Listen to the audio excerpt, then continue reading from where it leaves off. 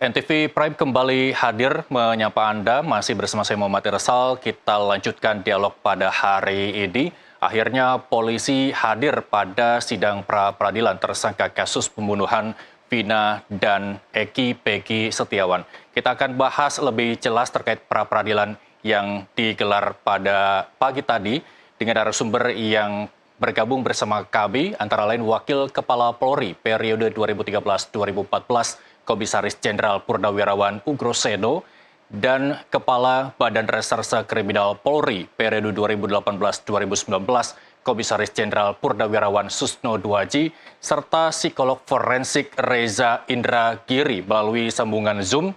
Tapi yang baru bergabung Pak Susno dan Mas Reza serta Pak Ugroseno, kita masih tunggu kehadirannya. Baik, sudah ada Mas Reza, terima kasih telah bergabung bersama kami di NTV Prime. Tapi saya mau ke Pak Susno terlebih dahulu. Kita tidak bicara soal menang atau kalah di pra-peradilan Peggy Setiawan yang digelar pagi tadi. Paling tidak kita bisa mengungkap kemungkinan-kemungkinan jika memang kuasa hukum menang dalam pra-peradilan, apa selanjutnya yang mungkin akan dilakukan oleh pihak kepolisian dalam hal ini Polda Jabar, Pak Susno? Kalau gugatan dikabulkan, maka kan gugatan itu adalah yang pertama dia error in persona. Ya. Berarti keliru orang. Kalau keliru orang ya berarti harus dikeluarkan dan dihentikan penyidikannya.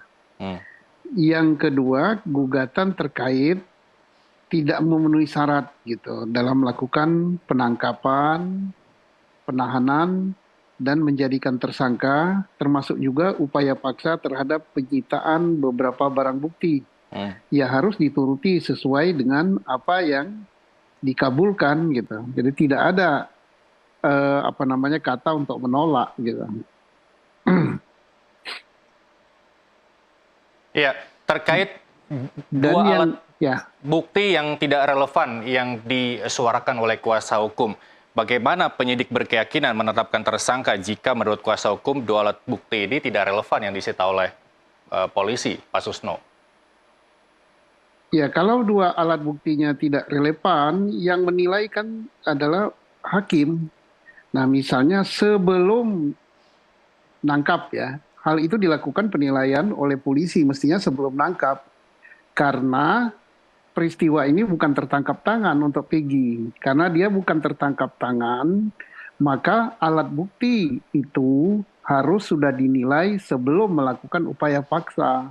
Contohnya, mau menangkap Peggy yang belum jelas apakah orangnya benar itu apa tidak, yang belum jelas apakah dia terbukti melakukan pidana apa tidak, ya maka harus ada alat bukti dulu. Alat buktinya minimal 2. Silakan, saksi silakan. Tapi saksi kalau saya lihat, ya maafin saya udah jauh maju ya, saksi itu terlalu lemah.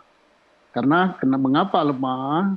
Kalau hanya saksi saja, 1000 saksi bisa saja mereka berkompak dalam kebohongan gitu kan. Apalagi saksinya ini kemarin dijelaskan 78 ya. 78 ada 18 yang berbeda pendapat, berarti sudah tidak sama. Nah, makanya kalau saksi yang tidak sama begitu ya harus dibuang, kecuali ada kesaksian yang didukung oleh alat bukti lain yang bersesuaian atau alat bukti forensik sehingga kuat.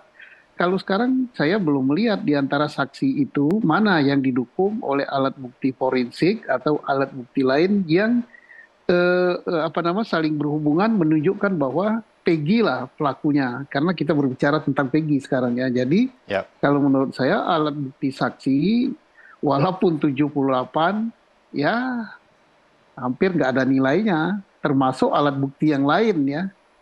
Alat bukti yang lain misalnya saksi ya mau 50-60 ahli ya, keterangan ahli. Saya hakul yakin tidak ada keterangan ahli yang menyebutkan bahwa Peggy pelakunya. Kalau ada yang seperti itu, berarti itulah sama dengan ahli nujum gitu mungkin ya. Nah, termasuk juga misalnya apalagi surat. Ya, surat yang mana? Yang ada kalau rapor dikatakan surat, terus kartu keluarga dikatakan surat, apalagi Sebangsa itulah dikatakan surat. Itu kan bukan surat yang membuktikan Peggy melakukan tindak pidana, tapi itu yang membuktikan bahwa Peggy ya adalah Peggy. Peggy adalah Peggy, tapi belum tentu Peggy pelaku. Lah kalau keterangan apalagi misalnya Pisem, ya di Pisem saya hakul yakin juga bahwa Pisem tidak akan berbunyi bahwa Peggy adalah pelakunya. Enggak. Ya, Ya, terus bagaimana kalau laporan polisi? Karena kadang-kadang kan pra peradilan itu masukkan telah ada laporan polisi. Laporan polisi justru yang apa yang dilaporkan yang harus dibuktikan. Itu bukan alat bukti. Lah kita jauh lagi misalnya mengatakan alat buktinya adalah apa namanya putusan pengadilan. Ya, lo putusan pengadilan itu harus dibuktikan karena tersebut ada nama Peggy. Apakah Peggy-nya itu adalah Peggy ini atau ada Peggy lain? hmm, Jadi artinya kalau saya lihat, ya belum ada lah kecuali ada alat bukti baru baik. yang kita tidak lihat. Tetapi ya catatan lagi, Ya, alat bukti itu harus didapatkan sebelum menjadikan dia melakukan upaya paksa, dan cara mendapatnya sebagaimana Pak Reza pernah katakan harus hmm, didapatkan secara benar.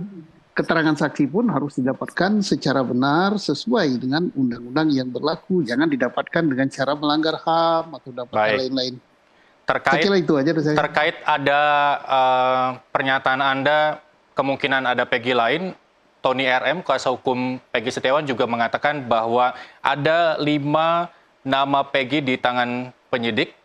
Terus mengapa 4 lainnya tidak ditangkap? Nanti kita akan bahas Ya, lebih jauh dengan Pak Susno. Tapi saya punya grafis. Apa ya. alasan kuasa hukum ajukan pra peradilan? Kita lihat dulu berikut ini.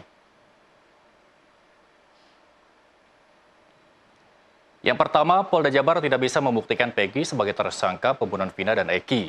Kemudian yang kedua ada error in persona atau kesalahan polisi saat menangkap dan menetapkan Peggy sebagai tersangka. Yang ketiga, Peggy Setiawan dibatalkan statusnya sebagai tersangka kasus pembunuhan. Selanjutnya, baik, ada 3 paling tidak. Saya mau tanggapan dari Mas Reza terlebih dahulu. Apakah dengan 3 gugatan ini sudah cukup untuk mengajukan pra peradilan terkait kasus pembunuhan Vina dan Eki, Mas Reza? Dari 3 poin tersebut, menurut saya poin pertama tidak begitu relevan ketika diajukan pada pra peradilan. Hmm, Karena untuk membuktikan apakah Peggy bersalah atau tidak bersalah, terbukti atau tidak terbukti melakukan pembunuhan, terbukti atau tidak terbukti melakukan maaf ruda paksa, itu nanti pada sidang pokok perkara. Sementara pada pra peradilan, sebagaimana tadi sudah dijelaskan oleh Pak Susno panjang lebar, mudah-mudahan kita punya persepsi yang sama bahwa ini sebatas menguji keabsahan atau justru tidak absahnya penetapan PS sebagai seorang tersangka. Tapi saya juga tidak akan mengatakan bahwa poin pertama tidak boleh diangkat oleh kuasa hukum PS, itu sah-sah saja.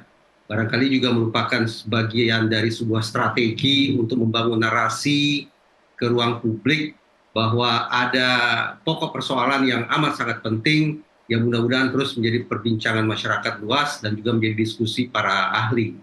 Dengan demikian, apapun itu 3 poin tersebut menurut saya ya sah-sah saja untuk diajukan oleh kuasa hukum di sidang pra peradilan.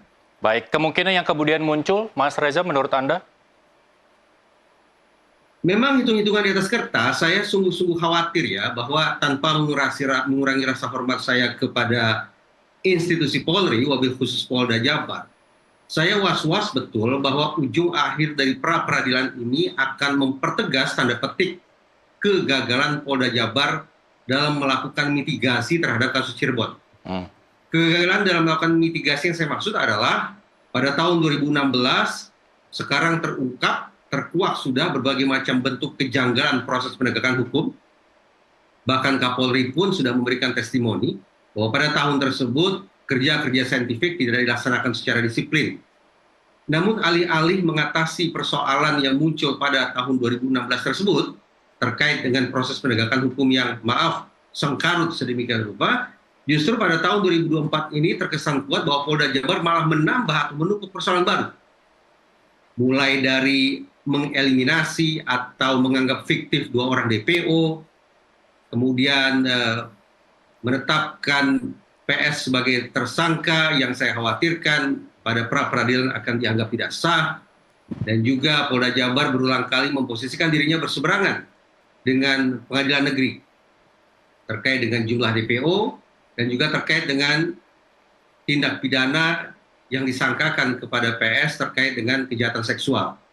Di dalam putusan pengadilan negeri pada tahun 2016 atau 2017, tercantum bahwa Peggy, siapapun Peggy itu, entah ada entah tidak, diputus oleh putusan hakim bahwa yang bersangkutan tanda petik sebatas melakukan rabaan dan ciuman. Namun pada konferensi pers yang tayangannya sedang kita saksikan saat ini di Nusantara TV, saat itu seingat saya Polda Jabar secara eksplisit justru menyebut bahwa PS adalah orang pertama yang melakukan ruda paksa terhadap korban.